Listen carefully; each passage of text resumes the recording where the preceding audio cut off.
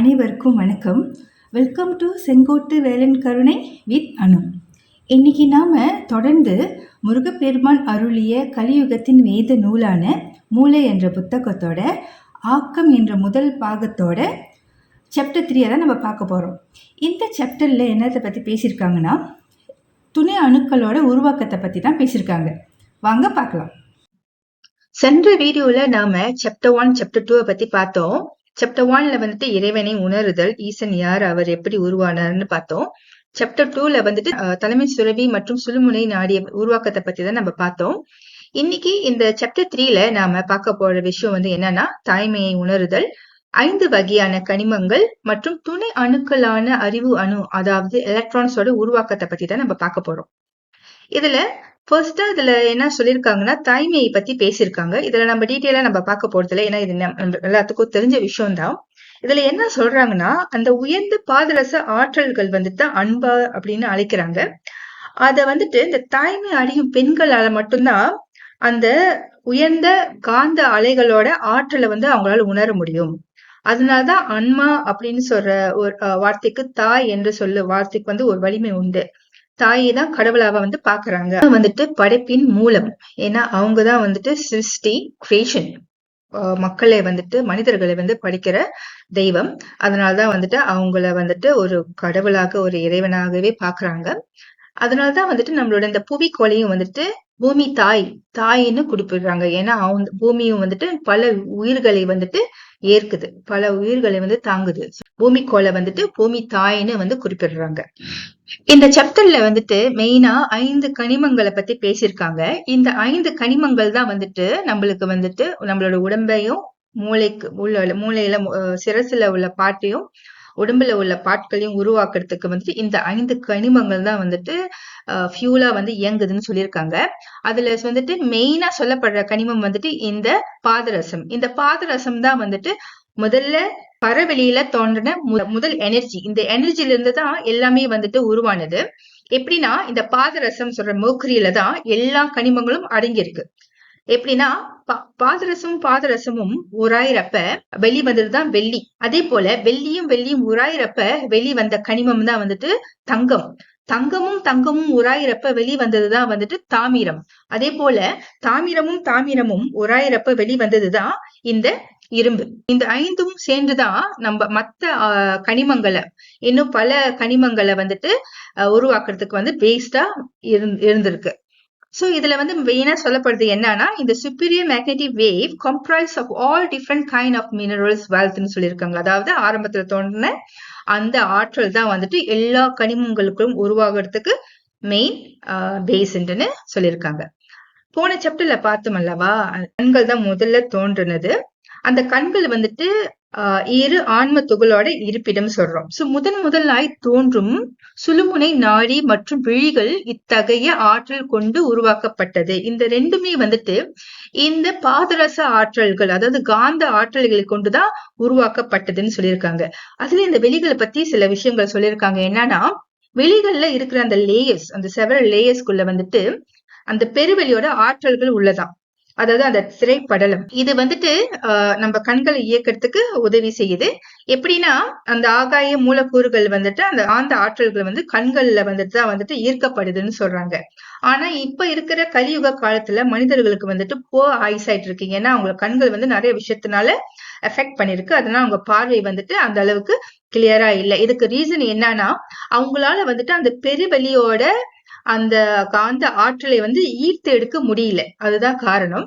இதுக்கு இதுல என்ன சொல்லியிருக்காங்கன்னா, ஒரு டிப்ஸ் மாரி நான் பாக்குறேன். எப்படின்னா, நம்ம கண்களை எப்பயுமே புத்தகங்களை பாக்குறதுக்கு கீழே பாக்குறோம், போனை பாக்குறோம். அப்புறம் நம்ம மெயினா கண்களை கீழே தான் பாக்குறோம், நேரா பாக்குறோம். ஆனா நம்ம எத்தனை முறை நம்ம வானத்தை நம்ம பார்த்திருப்போம். எத்தனை பேர் நீங்க யோசிச்சு பாருங்க, நீங்க என்னைக்காவது டெய்லி வானத்தை உற்று பார்த்திருக்கீங்களா? பாக்குறது ரொம்ப குறை. அது கான்சியஸா பாத்துருக்குமா? இல்ல, இருக்காது, மோஸ்ட்லி இருக்காது. ஏன்னா எல்லாரும் வேகமா ஓடிட்டு இருக்கோம் வாழ்க்கையில. சோ அதை பாக்குறதுக்கு சான்ஸ் இருக்காது. ஓகே, சோ இப்ப என்னன்னா, இதுல ஒண்ணு சொல்றாங்கன்னா, கண்களை நல்லா அந்த வெட்ட வெளி ஆற்றலை நம்ம ஈர்த்து எடுக்கணும்னா வெளி ஆகாயத்துல, ஏன்னா ஆகாயத்துல இருந்து தானே வந்துச்சு இந்த பெருவெளி, பேரண்டம், அண்டம், இதெல்லாம் இந்த கேலக்சி எல்லாம் மேல தானே இருக்கு, ஆகாயத்துல தானே இருக்கு. சோ அப்ப நம்ம வந்து கண்களை விரித்து மேல் நோக்கி அந்த ஆகாயத்தை பார்த்தோமா, அதோட மூலக்கூறுகள், அதாவது மேக்னெட்டிக் எனர்ஜியை வந்துட்டு நம்மளால ஈர்த்து எடுக்க முடியும். எரிபொருளை வந்துட்டு நம்ம பரிபூர்ணமா ஈர்த்து எடுத்துமா அந்த விழிகளை வந்து சீராக இயங்கிடுமா. சோ இதை வந்து மேபி நம்ம ட்ரை பண்ணி பார்க்கலாம். இந்த மூளையோட ஆதார நிலை என்பது வந்துட்டு இந்த காந்த ஆற்றல்கள். அந்த காந்த ஆற்றலுக்குள்ள வந்து எல்லா ஆற்றல்களும் வந்து அடங்கியிருக்கு. அதனாலதான் அந்த காந்த ஆற்றல் வந்து நம்ம மூளையில இருக்கு. அந்த மூளை வச்சுதான் வந்துட்டு மத்த உடல் செயல்பாடும் வந்துட்டு இந்த மூளையை பேஸ் பண்ணிதான் இருக்கு. அதுக்கு காரணம் வந்துட்டு அந்த காந்த ஆற்றல்களோட சக்தி தான் வந்துட்டு நம்மளோட மூளை. சோ நம்ம போன சாப்டர்ல நம்ம பார்த்தோம், விழிகள் வந்துட்டு ஆன்ம துகள்கள், அதாவது பாதரச துகள்கள் சொல்றோம். அதாவது அம்மா கிட்ட இருந்தோ அப்பா கிட்ட இருந்தோ வெளியான அந்த விடுதலை அடைந்த ஆன்ம துகள்கள் வந்துட்டு வெளியே உருவாக்கி விரியில தான் இருந்து செயல்படுதுன்னு நம்ம பார்த்தோம். இது வந்து காந்த ஆற்றலால இயங்குது. இதுதான் வந்துட்டு the highest form of the fuel நம்ம சொல்றோம். அதே போல நம்ம மூளையில முதல்ல தோன்றிடும் நிலை வந்து என்னன்னா, சோ அந்த விழிகள், அந்த ஆன்மா துகள்கள் வந்துட்டு விழிகள் உருவாக்கி அங்க இருக்கிறப்ப அதுல இருந்து முதல்ல உருவானதுதான் வந்துட்டு இந்த சுழுமுனை நாடி. இதை நம்ம போன சாப்டர்ல பார்த்திருப்போம். இது வந்து காந்த இலை தன்மை கொண்டது. இந்த சுழுமுனை நாடிதான் வந்துட்டு நரம்பு இலைகளோட துவக்கம். இதுல இருந்துதான் பல நரம்பு இலைகள் வந்துட்டு உருவானது. இது வந்துட்டு முதல் தன்மை. மூளையோட இரண்டாவது தன்மை என்னன்னா நரம்பு மண்டலம். இந்த நரம்பு மண்டலத்துல என்னன்னா, இந்த சுழுமுனை நாடியில இருந்து நிறைய நரம்பு இலைகள் வெளியானது அல்லவா.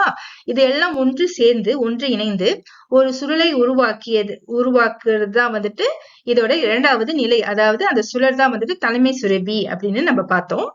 இன்னைக்கு இந்த சாப்டர்ல நம்ம பார்க்க போறது மூளையின் மூன்றாம் நிலை. அதாவது அண்டத்துல எப்படி பாதரச துகள்கள் வந்து உருவானதோ, அதாவது காந்த இலை, வெப்ப இலை மற்றும் நீர்த்த பாதரசங்கள் மூன்றும் சேர்ந்து அந்த சுழன்று அண்டத்துல வந்து அந்த பாதரச துகள்கள் வெளிவந்ததோ, அதே போல இந்த தலைமை சுரபி என்ற சுழல்ல இருந்து வெளிவந்த ஒரு விஷயம் தான் வந்துட்டு துணை அணுக்கள்.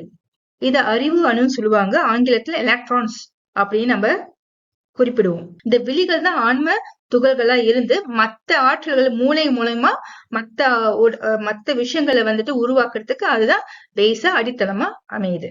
துணை அணுக்கள்னு சொல்லப்படுற இந்த அறிவு அணு, அதாவது எலக்ட்ரான்ஸோட வேலை என்ன? இந்த மூளையில வந்துட்டு நம்மளோட மூளையில கோடிக்கணக்கான நரம்பு அணுக்கள் வந்து இருக்குதான், அதாவது நர்வ் செல்ஸ். சோ ஒவ்வொரு நரம்பு அணுக்குள்ளேயும் வந்துட்டு ஆயிரக்கணக்கான நுண்குழாய்கள், அதாவது மைக்ரோடியூபிள்ஸ் வந்துட்டு இருக்குதாம். அந்த ஒவ்வொரு நுண்குழாய்க்கும் வந்துட்டு இதுதான், இந்த எலக்ட்ரான்ஸ் தான் வந்து அடிப்படையா வந்து அமையுதுன்னு சொல்றாங்க.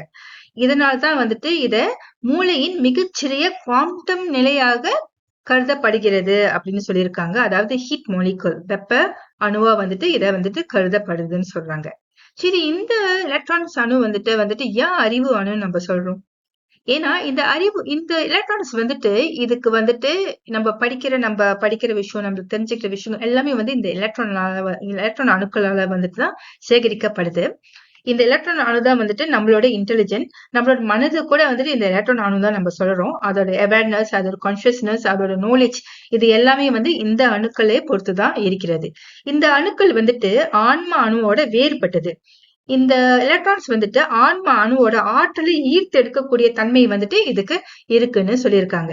இந்த எலக்ட்ரான்ஸ் தான் வந்துட்டு நம்மளோட மூளைக்கும் நம்மளோட ஆன்மாவுக்கும் ஒரு இடைப்பாலமா அமையுதுன்னு குறிப்பிட்டிருக்காங்க. இந்த சாப்டர்ல நான் உணர்ந்த ஒரு விஷயம் என்னன்னா, இந்த கண்களை பத்தி தான். இந்த கண்கள்ல வந்துட்டு இவ்வளவு ஒரு ஆற்றல் இருக்கு. அதாவது இந்த கண்களோட சக்தி வந்துட்டு பெருவெளியோட அந்த காந்த ஆற்றல் சக்தி தான் சொல்லியிருக்காங்க. கலியுகத்துல நம்ம இருக்கிறதுனால அந்த காந்த ஆற்றலை வந்து ஈற்று எடுக்க முடியாத நிலைமையில இருக்கிறதுனால நம்ம கண்கள் வந்துட்டு பார்வை குன்றியும் கண்கள்ல நிறைய பிணிகளும் உருவாகுது அப்படின்னு சொல்லியிருக்காங்க. இந்த ஆகாயத்துல தான் வந்துட்டு இந்த பேரண்டம், அண்டம், பெருவெளி எல்லாமே இருக்கு. ஸோ அதனால நம்ம விழிகளை மலர்த்தி ஆகாயத்தை வந்து கொஞ்ச நேரம் உற்று நோக்கினாலே வந்துட்டு நம்மளால் அந்த ஆற்றல்களை, அந்த காந்த ஆற்றல்களை ஈர்த்தெடுக்க முடியும்னு சொல்லியிருக்காங்க. இதை வந்துட்டு நான் ப்ராக்டிஸ் பண்ணலான்னு இருக்கேன். நீங்களும் ட்ரை பண்ணி பாருங்கள் உங்களுக்கு எப்படி இருக்குன்ட்டுன்னு. முருகப்பெருமான் கொடுத்த இந்த மூளை என்ற புத்தகத்தோட ஞான தேடுதல் இன்னும் முடியல. அடுத்த அத்தியாயத்தில் நம்மளோட ஞான தேடுதலை வந்து நம்ம தொடருவோம்.